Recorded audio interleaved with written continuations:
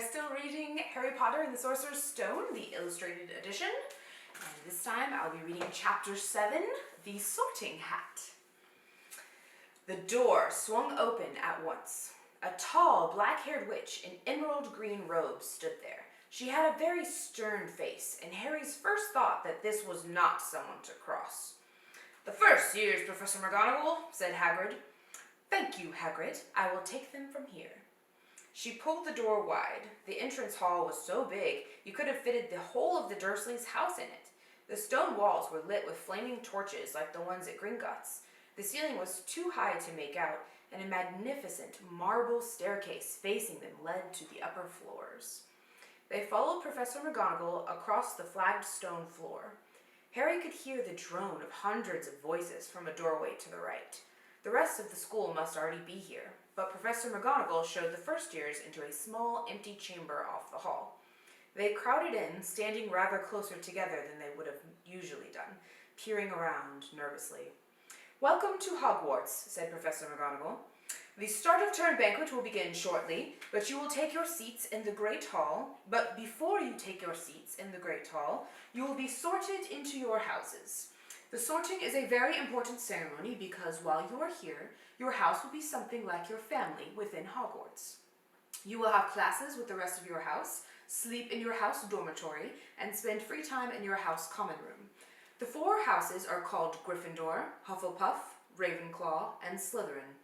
Each house has its own noble history, and each has produced outstanding witches and wizards.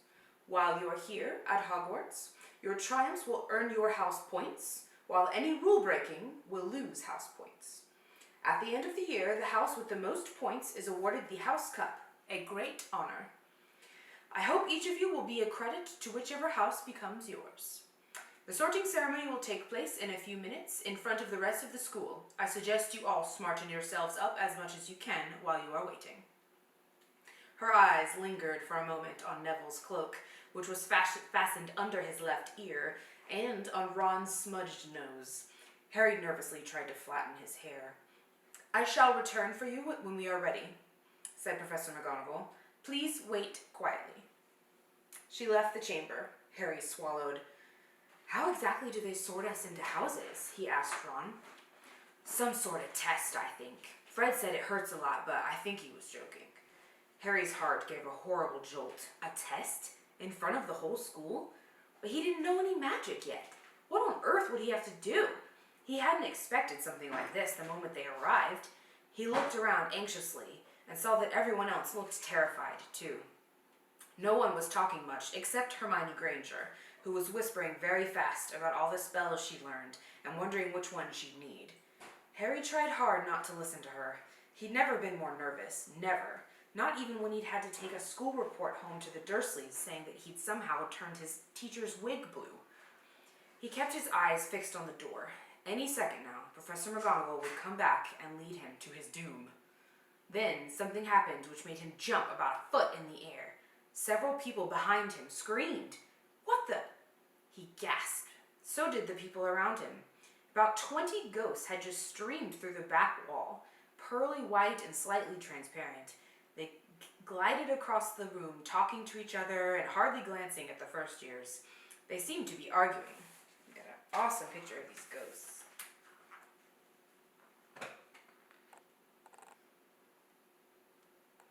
Also, I totally forgot to show you the first picture of the chapter. Sorting Hat.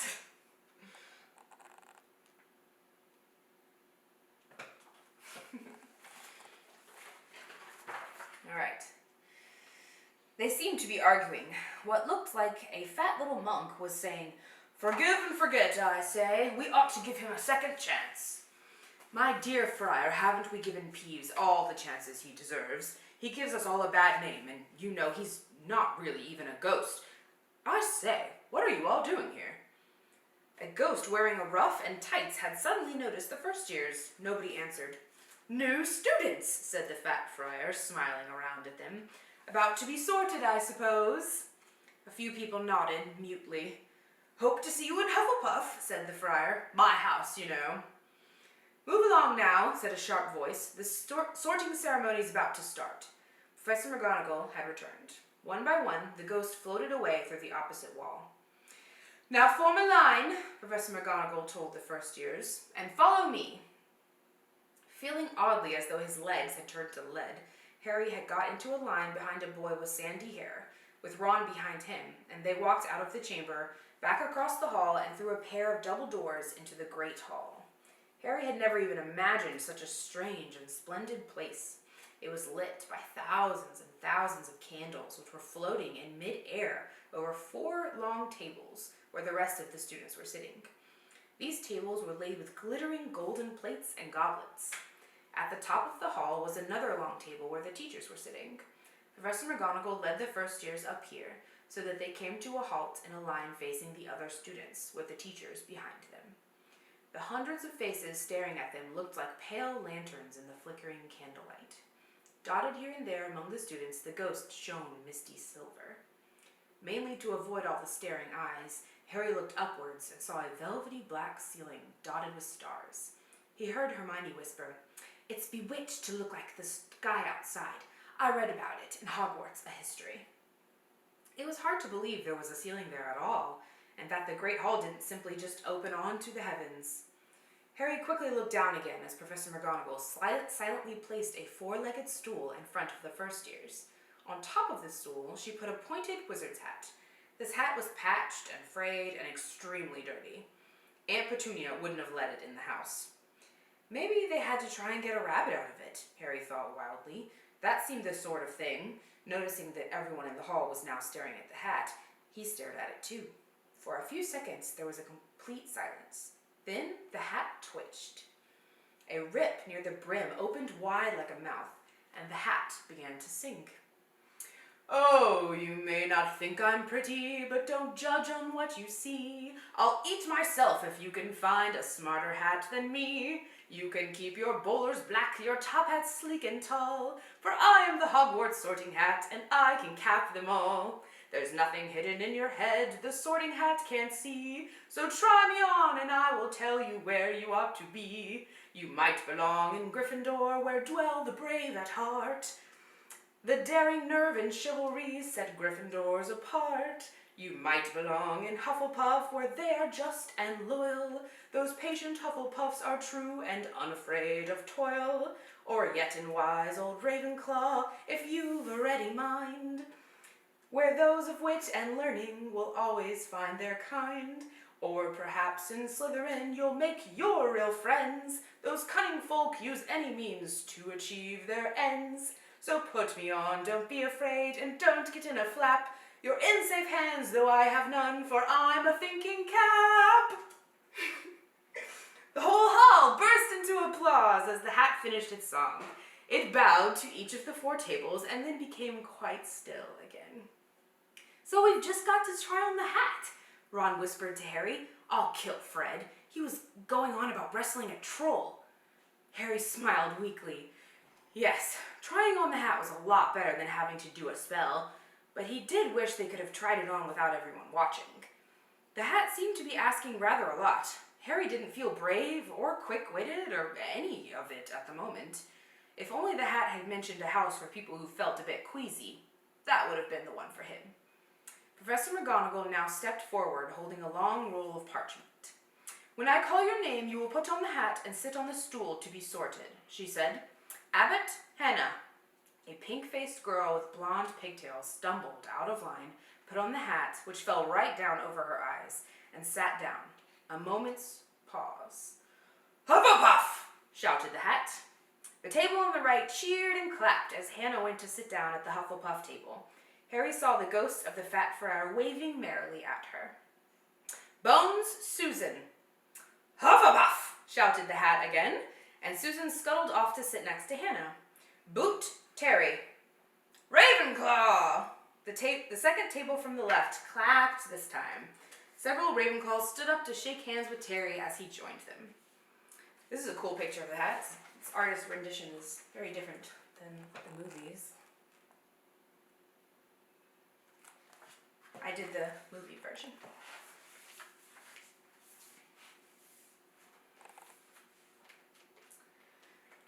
Brocklehurst Mandy went to Ravenclaw too, but Brown Lavender became the first new Gryffindor, and the table on the far left exploded with cheers. Harry could see Ron's twin brothers catcalling. Bulstrode Millicent then became a Slytherin. Perhaps it was Harry's imagination. After all, he'd heard about Slytherin, but he thought they looked an unpleasant lot. He was starting to feel definitely sick now. He remembered being picked for teams during sports lessons at his old school. He had always been last to be chosen, not because he was no good, but because no one wanted Dudley to think that they liked him. Finch-Fetchley Justin, Hufflepuff! Sometimes, Harry noticed, the hat shouted out the house at once, but at others, it took a quite while to decide. Finnegan Seamus, the sandy-haired boy next to Harry in line, sat on the stool for almost a whole minute before the hat declared him a Gryffindor. Granger Hermione. Hermione almost ran to the stool and jammed the hat eagerly on her head. Gryffindor! Shouted the hat. Ron groaned. A horrible thought struck Harry, as horrible thoughts always do when you're very nervous. What if he wasn't chosen at all? What if he just sat there with the hat over his eyes for ages until Professor McGonagall jerked it off his head and said there had obviously been a mistake, and he had better get back on the train? When Neville Longbottom, the boy who kept losing his toad, was called, he fell over on his way to the stool. The hat took a long time trying to decide with Neville. When it finally shouted, Gryffindor! Neville ran off, still wearing it, and had to jog back amid the gales of laughter to give it to McDougal Morag. Malfoy swaggered forward when his name was called and got his wish at once. The hat had barely touched his head when it screamed, Slytherin! Malfoy went to join his friends, Crabbe and Goyle, looking pleased with himself. There weren't many people left now. Moon, Knott, Parkinson, then a pair of twin girls, Petil and Petil, then Perks, Sally Ann, and then at last, Potter, Harry.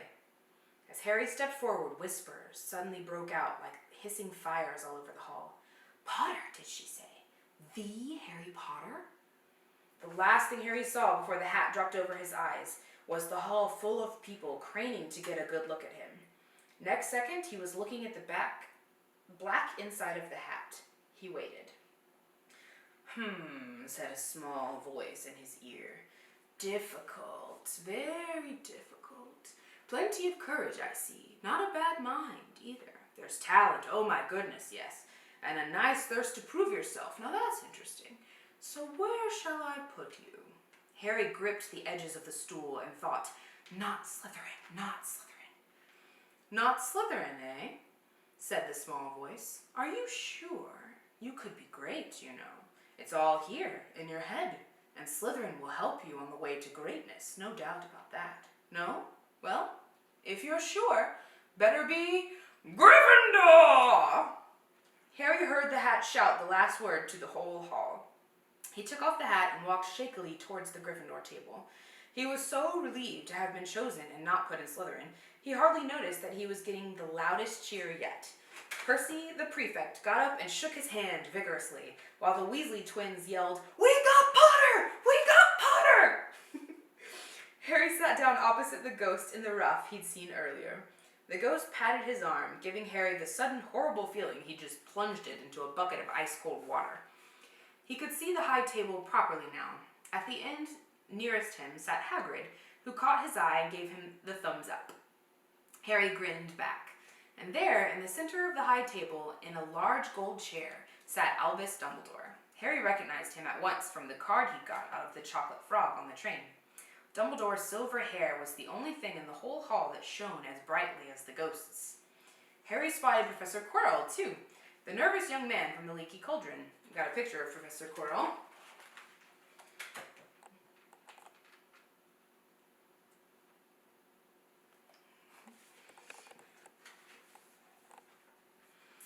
He was looking very peculiar in a large purple turban, and now there were only 3 people left to be sorted.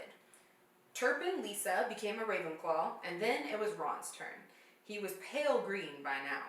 Harry crossed his fingers under the table, and a second later the hat had shouted, Gryffindor! Harry clapped loudly with the rest as Ron collapsed into the chair next to him. Well done, Ron, excellent, said Percy Weasley pompously across Harry as Zambini Blaze was made as Slytherin. Professor McGonagall rolled up her scroll and took the sorting hat away. Harry looked down at his empty gold plate. He had only just realized how hungry he was. The pumpkin pasties seemed ages ago. Albus Dumbledore had got to his feet. He was beaming at the students, his arms opened wide, as if nothing could have pleased him more than to see them all there. "Welcome," he said. "Welcome to a new year at Hogwarts. Before we begin our banquet, I would like to say a few words. And here they are. Nitwit, Blubber, Oddment, Tweak." "Thank you." He sat back down. Everybody clapped and cheered. Harry didn't know whether to laugh or not. "Is he a bit mad?" he asked Percy uncertainly. "Mad?" said Percy airily. "He's a genius. Best wizard in the world. But he is a bit mad, yes. Potatoes, Harry."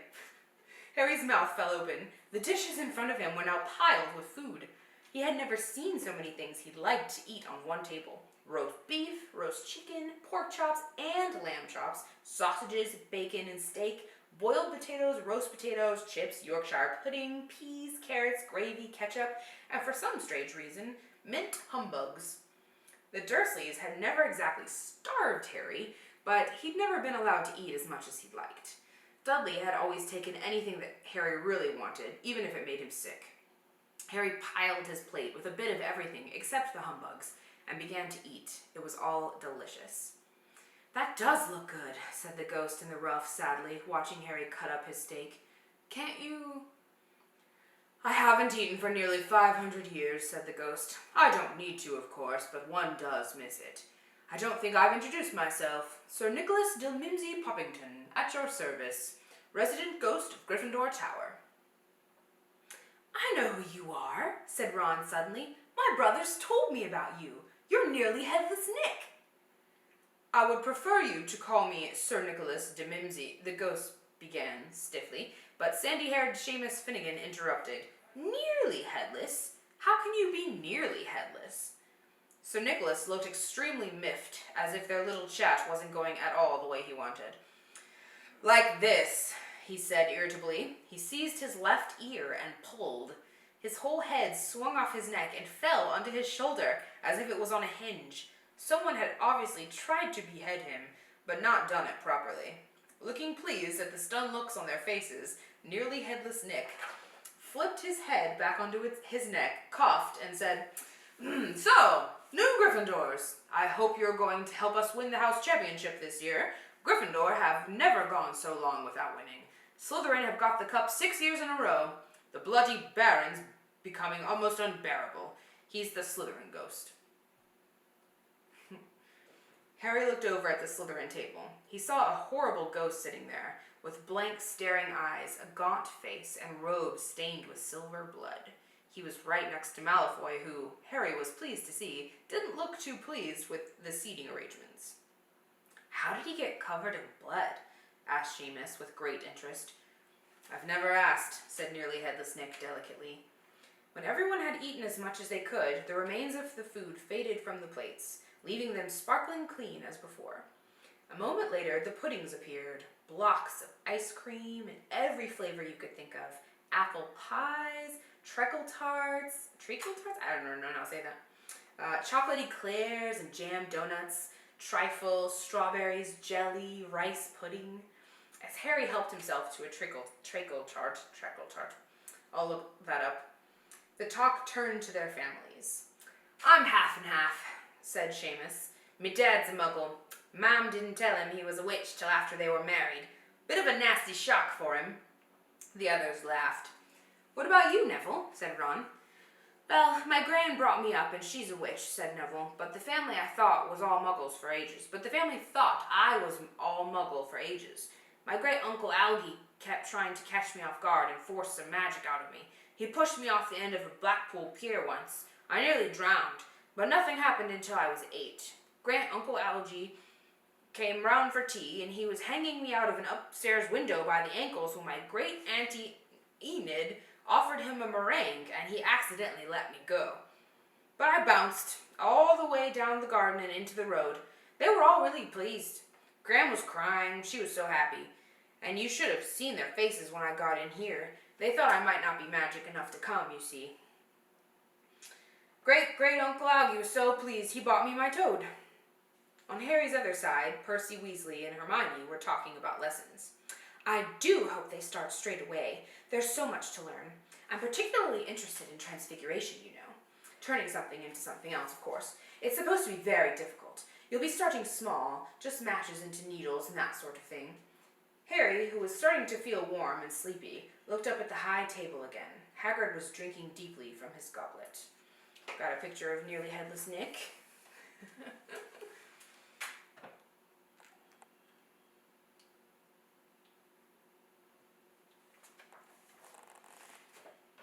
Professor McGonagall was talking to Professor Dumbledore. Professor Quirrell, in his absurd turban, was talking to a teacher with greasy black hair, a hooked nose, and sallow skin. It happened very suddenly. The hook-nosed teacher looked past Quirrell's turban straight into Harry's eyes, and a sharp, hot pain shot across the scar on Harry's forehead. Ouch! Harry clapped a hand to his head. What is it? Asked Percy. Nothing. The pain had gone as quickly as it had come. Harder to shake off was the feeling that Harry had got from the teacher's look, a feeling that he did not like Harry at all. Who's that teacher talking to Professor Quirrell? He asked Percy. Oh, you know Quirrell already, do you? No wonder he's looking so nervous. That's Professor Snape. He teaches potions, but he doesn't want to. Everyone knows he's after Quirrell's job. Knows an awful lot about the dark arts, Snape. Harry watched Snape for a while, but Snape didn't look at him again. At last, the puddings too disappeared, and Professor Dumbledore got to his feet again. The hall fell silent. Ahem. Just a few more words now we're all fed and watered. I have a few start-of-term notices to give you. First years should note that the forest in the grounds is forbidden to all pupils, and a few of our older students would do well to remember that as well. Dumbledore's twinkling eyes flashed in the direction of the Weasley twins. I have also been asked by Mr. Filch, the caretaker, to remind you all that no magic should be used between classes in the corridors. Quidditch trials will be held in the second week of term. Anyone interested in playing for their house team should contact Madam Hooch. And finally, I must tell you that this year, the third floor corridor on the right-hand side is out of bounds to everyone who does not wish to die a very painful death. Harry laughed, but he was one of few that did. He's not serious, he muttered to Percy. Must be, said Percy, frowning at Dumbledore. It's odd, because he usually gives us a reason why we're not allowed to go somewhere. The forest is full of dangerous beasts, everyone knows that. I do think he might have told us prefects at least. And now, before we go to bed, let us sing the school song, cried Dumbledore. Harry noticed that the other teacher's smiles had become rather fixed. Dumbledore gave his wand a little flick, as if he was trying to get a fly off the end, and a golden ribbon flew out of it, which rose high above the tables and twisted itself into snake-like into words. Everyone pick their favorite tune, said Dumbledore, and off we go. And the school bellowed, Hogwarts, Hogwarts, Hoggy-Warty Hogwarts, teach us something, please, whether we be old and bald, or young with scabby knees. Our heads could do with filling with some interesting stuff, for now they're bare and full of air, dead flies, and bites of fluff. So teach us things worth knowing, bring back what we forgot. Just do your best, we'll do the rest, and learn until our brains all rot. I got to sing twice. Everybody finished the song at different times. At last, only the Weasley twins were left singing along to a very slow funeral march. Dumbledore conducted their last few lines with his wand, and when they had finished, he was one of those who clapped the loudest. Ah, music, he said, wiping his eyes, a magic beyond all we do here. And now, bedtime. Off you trot. The Gryffindor first-years followed Percy through the chattering crowds, out of the great hall and up the marble staircase. Harry's legs were like lead again, but only because he was so tired and full of food. He was too sleepy even to be surprised that the people in the portraits along the corridors whispered and pointed as they passed, or that twice Percy led them through doorways hidden behind sliding panels and hanging tapestries. They climbed more staircases, yawning and dragging their feet, and Harry was just wondering how much further they had to go when they came to a sudden halt. A bundle of walking sticks was floating in midair ahead of them, and as Percy took a step towards them, they started throwing themselves at him. "Peeves!" Percy whispered to the first years. Oh, sorry. "Peeves," Percy whispered to the first years. "A poltergeist." He raised his voice. "Peeves, show yourself." A loud, rude sound, like the air being let out of a balloon, answered. "Do you want me to go to the Bloody Baron?" There was a pop, and a little man with wicked dark eyes and a wide mouth appeared, floating cross-legged in the air, clutching the walking sticks. "Oh," he said with an evil cackle. "Ickle firsties, what fun." He swooped suddenly at them. They all ducked. "Go away, Peeves, or the Baron will hear about this. I mean it," barked Percy. Peeves stuck out his tongue and vanished, dropping the walking sticks on Neville's head. They heard him zooming away, rattling coats of armor as he passed. "You want to watch out for Peeves," said Percy as they set off again. "The Bloody Baron's the only one who can control him. He won't even listen to us prefects." Here we are. At the very end of the corridor hung a portrait of a very fat woman in a pink silk dress. "Password," she said. "Caput Draconis," said Percy, and the portrait swung forward to reveal a round hole in the wall. They all scrambled through it. Neville needed a leg up, and found themselves in the Gryffindor common room, a cozy round room full of squashy armchairs. Percy directed the girls through one door to their dormitory and the boys through another. At the top of a spiral staircase, they were obviously in one of the towers. They found their beds at last. 5 four-posters hung with deep red velvet curtains. Their trunks had already been brought up. Too tired to talk much, they pulled on their pajamas and fell into bed. "Great food, isn't it?" Ron muttered to Harry through the hangings. "Get off, Scabbers! He's chewing my sheets." Harry was going to ask Ron if he'd had any of the treacle tarts, but he fell asleep almost at once. Perhaps Harry had eaten a bit too much, because he had a very strange dream. He was wearing Professor Quirrell's turban, which kept talking to him, telling him he must transfer to Slytherin at once because it was his destiny.